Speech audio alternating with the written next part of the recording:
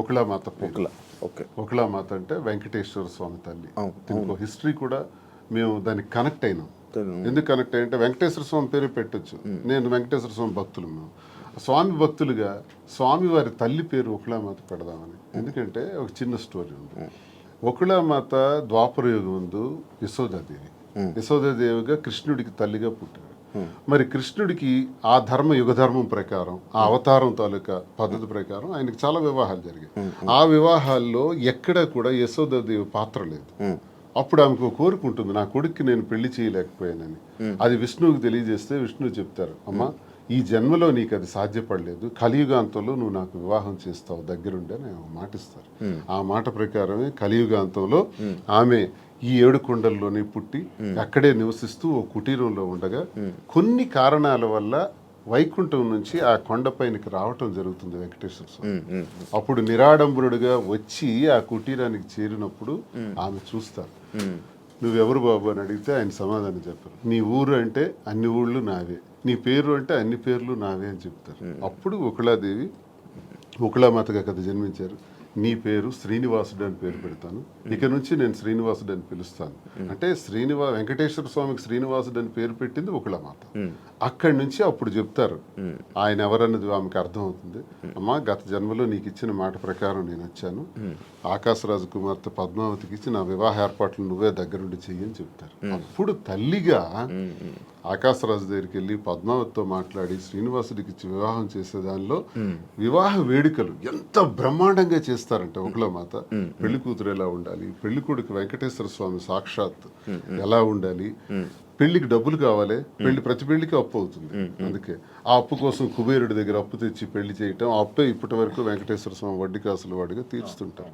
So మేమెందుకు connect అయినామంటే సాంప్రదాయాలకు నెలవైన, పెళ్లిళ్లకు నెలవైన, మంచి హస్తవాసి కలిగిన ఆ వెంకటేశ్వర స్వామి వారి తల్లి ఒకళామాత పేరుని కాంచీపురం పట్టు సిల్క్స్కి నెలవైన ఆ ప్రాంతాన్ని కంచి కామాక్షిదేవి ఆశీస్సులతో కాంచీపురం ఒకళ సిల్క్స్ అని పేరు పెట్టి ఈ పట్టు చీరలు ఏదైతే మేము అమ్ముతామో సాంప్రదాయాలకు నెలవైన అమ్మవారి ఆశీస్సులతో ప్రతి ఒక్కరి చేతికి తాకాలని, వారి పాదాలని, వెంకటేశ్వర స్వామి విగ్రహం కూడా అక్కడ పెడుతున్నాం, ఒకళామాత విగ్రహం కూడా ఉంటాయి, వారి పాదాలకు తాకి ఆ వస్త్రాలను అందరికీ అందజేయాలనే ఉద్దేశంతో కాంచీపురం ఒకళ సిల్క్స్ అని పేరు పెట్టాం. అందుకు మీకు స్టోరీ తెలియజేస్తాను. ఇది ఒక దీని మీద ఇంత ఎక్సర్సైజ్ చేసామని చెప్పడానికి మీకు తెలియజేస్తాను. ఇంత కష్టపడి ఇంత ఎక్సర్సైజ్ చేసి లాభాపేక్ష కోసం చేసింది కాదు, ఒక గుడ్ విల్ పెంచుకోవటానికి, మరింత సేవలు వ్యాపార రంగం ద్వారా కూడా అందించడానికి ప్రజలకు ఇది మేము చేస్తాం. మీ యూట్యూబ్ ఛానల్ ఎలా నడుస్తుంది? బాగా నడుస్తుంది? లేదండి, షాప్ గోల్లో పడి యూట్యూబ్ ఆపేసాను, చాలా రోజులు అయింది.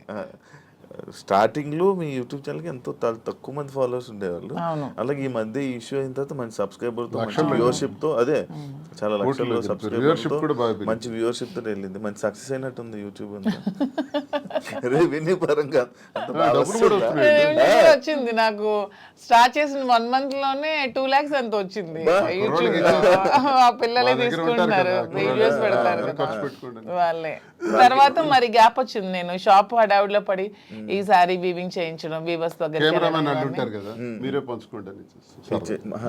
యూట్యూబ్ ఛానల్ వాళ్ళకి ఇచ్చారు, బట్ మీరు లోపల కనబడతారు అంతే. అంతే, నాకు లోపల రెవెన్యూ కోసం కాదు, నాకు పబ్లిక్ తో ఇంటరాక్షన్ కావాలి, పీపుల్ నాకు దగ్గర అవ్వాలి. ఫేమింగ్ అంటే ఫేమ్, జనాల్లో ఫేమ్ అంటే ఒక అందరూ నన్ను గుర్తుపట్టాలి, ఈ ఫేమ్ పిచ్ ఉందా?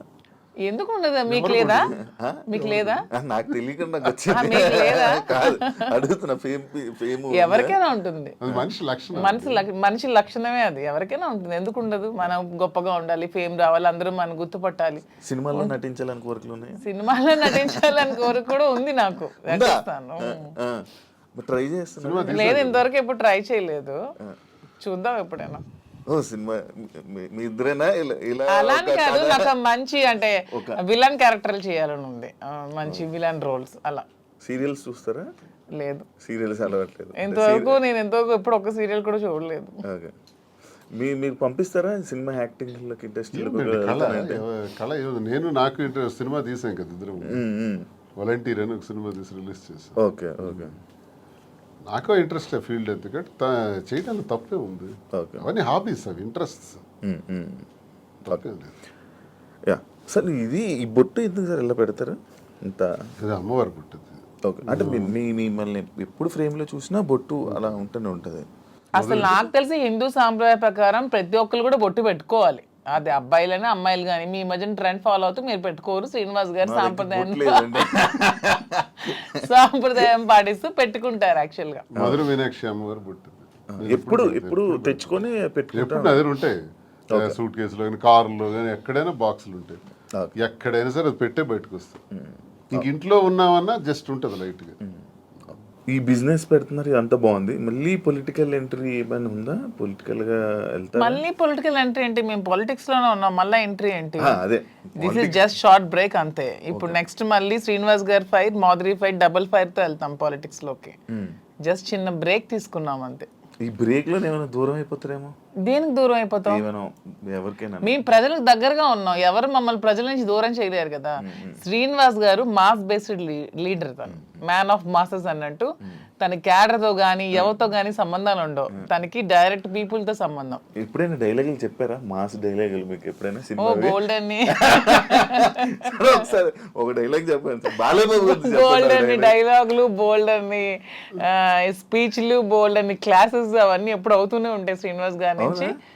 He's completely mass based leader. Duvvada Srinivas అంటే మరి మీకు తెలుసో లేదో కానీ అదే శ్రీకాకుళంలో మీకు కూడా తెలియాలి. అప్పటి నుంచే బాంబుల్ శ్రీని అనేవాళ్ళు దువ్వాడ శ్రీనివాస్ కి. ఒక రౌడీ, ఒక మాస్ లీడర్, పీపుల్ దగ్గరగా ఉంటాడు, ప్రజల కోసం ఎన్నో పోరాటాలు చేశాడు. ఈవెన్ షూటెడ్ సైట్ ఆర్డర్స్ వచ్చాయి అతని మీద, కాల్పులు కూడా ఎదురెళ్లారు. అలా పోరాట యోధుడు అతను. అతన్ని ఎవరు బీట్అవుట్ చేసి రాజకీయాల నుంచి తప్పించే ఇది కూడా ఎవరికి ఉండదు. అవన్నీ జస్ట్ ఇది చిన్న బ్రేక్ తీసుకున్నాను. మాక్సిమం శ్రీనివాస్ గారిలో నాకు ఈ వ్యక్తిత్వం ఇష్టం అని చెప్తాను. హీఈస్ వెరీ హానెస్ట్ అండి. ఎప్పుడు కూడా నాకు తెలిసి ఇంతవరకు నేను ఈ 5 years నేను రాజకీయాలు ఉన్నప్పుడు ఎంతో మంది వచ్చి అతని దగ్గర మేము ఇవి ఇస్తాం, ఎంత డబ్బులు ఇస్తాం, మాకు ఇది చేయండి, మాకు ఇది ఇస్తాం, ఈ ట్రాన్స్ఫర్ చేయండి అన్నప్పుడు ఏ రోజు కూడా 1 రూపీ కూడా ఎవరి దగ్గర కూడా ఆశించని వ్యక్తి ఎవరైనా ఉన్నారంటే పాలిటిక్స్ లో దువ్వాడ శ్రీనివాస్ ఒక్కలే. ఈవెన్ కాకరాపల్లి అప్పుడు థర్మల్ పవర్ ప్లాంట్ ఉద్యమంలో కూడా తనకు 20 crores తెచ్చి ఆఫర్ ఇచ్చారు కంపెనీ వాళ్ళు. అది తృణోపాయంగా కాదనుకున్నారు. ఆ టైంలో తీసుకుని ఉంటే ఎలక్షన్లో అప్పుడే గెలిచేవాళ్ళు. అతను అవతల పార్టీ వాళ్ళు తీసుకున్నారు, ఆ చిన్నాడు వాళ్ళు గెలిచారు. ఆ టైంలో 1 రూపీ కూడా లేకుండా ఎలక్షన్లో పార్టిసిపేట్ చేస్తారు. కానీ ఏ రోజు కూడా లంచాలకి ఎప్పుడు కూడా తను తలొగ్గలేదు. దానికి అతీతంగానే పనిచేశారు. చాలా హానెస్ట్గా ఉండి ఎప్పుడు అబద్ధాలు చెప్పరు, స్ట్రైట్ ఫార్వర్డ్. ఎవరు ఏదైనా ప్రత్యర్థుల మీద విరుచుకు పడతారు, చాలా ఫ్రాంక్ గా ఉంటారు. తన నమ్ముకున్న నాయకుడి కోసం ఎంతవరకైనా వెళ్తారు. జగన్మోహన్ రెడ్డి అంటే అతనికి చాలా ఇష్టం, దైవ సమానులుగా భావిస్తారు. అతని కోసం మానవ బాంబులా కూడా ఉంటారు. అంటే అతని కోసం జగన్మోహన్ రెడ్డి కోసం అటాక్ అంటే వెళ్ళి ఎదురుగా నిలబడమన్నా నిలబడతారు. నమ్ముకున్న వ్యక్తి కోసం ప్రాణం ఇచ్చే టైప్. సో ఇంత మంచి క్వాలిటీస్ ఎవరిలో ఉంటాయి, ఎవరైనా ఇష్టపడతారు. ఒక పాయింట్ మధ్యలో, శ్రీని గారు అబద్ధాలు ఆడరండి? అస్సలు ఆడరు. మీరు ఎప్పుడు అబద్ధం ఆడలేదు మీ వైఫ్ వాణి గారి దగ్గర కానీ అక్కడ? ఎప్పుడు? దేనికి ఆడాలి? అన్ని ఫెయిర్ గానే ఉంటాను నేను. ఓకే, ఆ ఫెయిర్ ఫెయిర్ గా ఉండడం వల్లే ఎక్కువ గొడవలు అయ్యి అర్థం చేసుకోవాలి అతన్ని. ఓకే, అదే మా ధైర్యం. ఇప్పుడు అవినీతి అవినీతి అక్రమాలు, భూదందాలు, అధికార దుర్వినియోగం చేస్తే ఇప్పుడు కూటమి ప్రభుత్వంకి బెస్ట్ ఛాన్స్. నా మీద అవన్నీ తీయొచ్చు, లోపల ఇయ్యొచ్చు. నేను ఇంత టార్గెట్ చేసి మాట్లాడదాను కదా. ఇంతమంది నాయకుల మీద ఎన్ని ఉంటాయి కానీ ఇతని మీద ఏం ఉండవు, క్లీన్ చిట్ తో ఉంటారు. జరగడానికి వీళ్ళు నేను చేయను, అదే నా ధైర్యం. మీరు అదే ఇందాక మర్చిపోయాను, మీరు ఏం డైలాగ్ ఎప్పుడైనా చెప్పారా మాధురి గారికి? ఏమైనా ప్రపోజ్ చేసినప్పుడు కానీ లేకపోతే అప్పుడప్పుడు ఏమైనా చెప్తా ఉంటారు? న్యాచురల్ గా ఉంటుంది తప్ప డైలాగ్స్ ఇవన్నీ కావు. తనకి ఆ రకంగా నాలో ఉన్న క్వాలిటీస్ నచ్చుండొచ్చు. ఆమెలో ఉన్నటువంటి ప్రేమతత్వం నాకు నచ్చింది. అదే కదా నేను కోల్పోయాను. ఆమె దగ్గర అదే పొందాను. నా కోసం పాపం అన్యాయం అయిపోయింది, ఒంటరి అయిపోయింది, కన్నవారి అత్తవారి దగ్గర మాట పడింది. సమాజంలో చాలా మంది ఏకాకిం చేసేసినారు. ఈ పరిస్థితుల్లో ఏం చేయాలి? నా పిల్లలు బాగానే ఉన్నారు, భార్య అందరూ బాగానే ఉన్నారు, ఆస్తులు రాసేసాను. సో వదిలేద్దామా? మా కోసం త్యాగం చేసిన అమ్మాయికి మేమే రాజకీయాల్లో తీసుకొచ్చి విడిచిపెట్టేస్తే ఒకవేళ ఏదైనా జరిగితే మనసు చిన్నది చేసుకుంటే ఆ పాపం మాకు చుట్టదా? మరి అలా ఉండేటువంటి అమ్మాయికి భరోసాగా నేను నిలబడ్డాను. నిలబడి నేను త్యాగం నేను నిలబడటం గొప్పతనం కాదు, నాలాంటి వాడి కోసం ఆమె నిలబడటం గొప్పతనం. నా జీవితం అంతా కూడా కేసులు, గొడవలు, ఇబ్బందులు, శత్రువర్గాలు చాలా ఎక్కువ. పాలిటిక్స్లో సొంత పార్టీలో కూడా నాకు శత్రువులు ఉన్నారు. సొంత పార్టీలో నా తీరు నచ్చని వాళ్ళు ఉన్నారు. నేను ముక్కుసూటిగా ఉంటాను కాబట్టి ఎవరికి నచ్చదు. నేను ఎవరికి ఖాతరు చేయను. నా వ్యక్తిగత జీవితం, నా మైండ్లో ఏదనుకుంటే అదే చేస్తాను. ఇలాంటి విభిన్నమైన కోణాలు కలిగిన వ్యక్తితో తానెందుకు ఈ టార్చర్ భరించాలా? తంద త్యాగమా, నా త్యాగమా?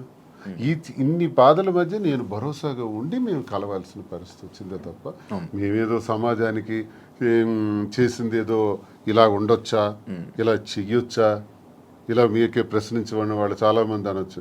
ఏం సందేశం ఇస్తాడు ఇవన్నీ అంటే ఇది మా పరిస్థితి. అన్నీ ఎక్స్ప్లెయిన్ చేసాం. దయచేసి విమర్శించేవాడు కూడా మీరు చాలా సందేశాలు మీవి తీస్తే బోల్డ్ ఉంటాయి.